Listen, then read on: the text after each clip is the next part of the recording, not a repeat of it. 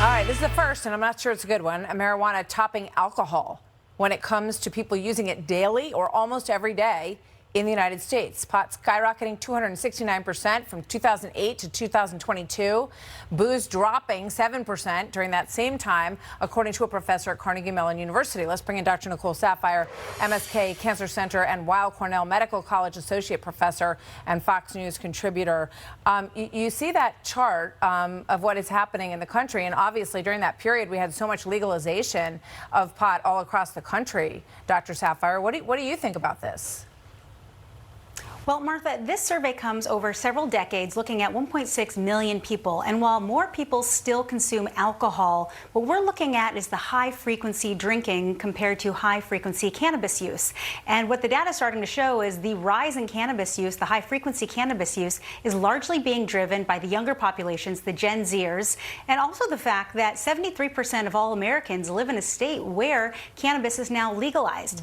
You know, when you try to compare and contrast cannabis to alcohol, the reality is there is no safe amount of either of them. They both have mind-altering effects and physical and mental consequences. The thing, though, is with alcohol, we have decades worth of research. It's well documented, the short and long-term consequences of alcohol. When it comes to cannabis, we don't have nearly as much research. We had a big paper come out in 2024 showing a 25% increased risk of heart disease and above 40% risk of stroke in regular cannabis users. There's also data showing that the younger adolescents, young adults, it really can affect their brain development, impair their memory, brain development, and also impulse control. So for me, it's a little scary with the increased use of cannabis because we don't have that information.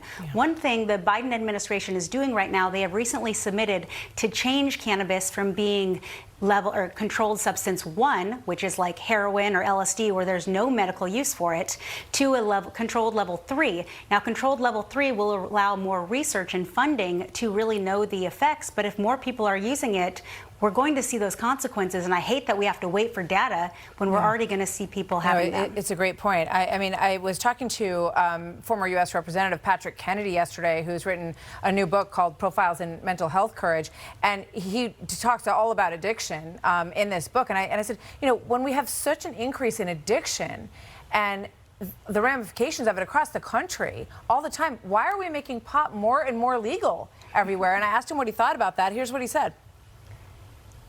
There's a big difference between decriminalizing and keeping people from going to jail because of an untreated addiction than to commercialize, which is allowing a new big tobacco. In years to come, Martha, we're going to look back and say, how in the world, why did we let this happen to our country? Do you agree?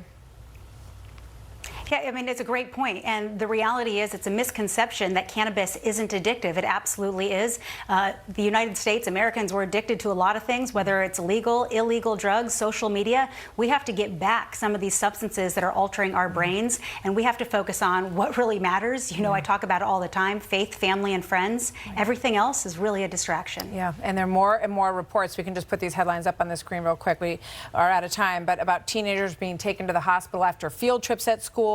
Teachers reporting that kids are, eating gummies and they can't concentrate in their classrooms. This is what they're up against, trying to catch up from COVID. Dr. Nicole Saphier, author of Love Mom, a wonderful book that I was so happy to take part of. Thank you very much, Nicole. Good to see you.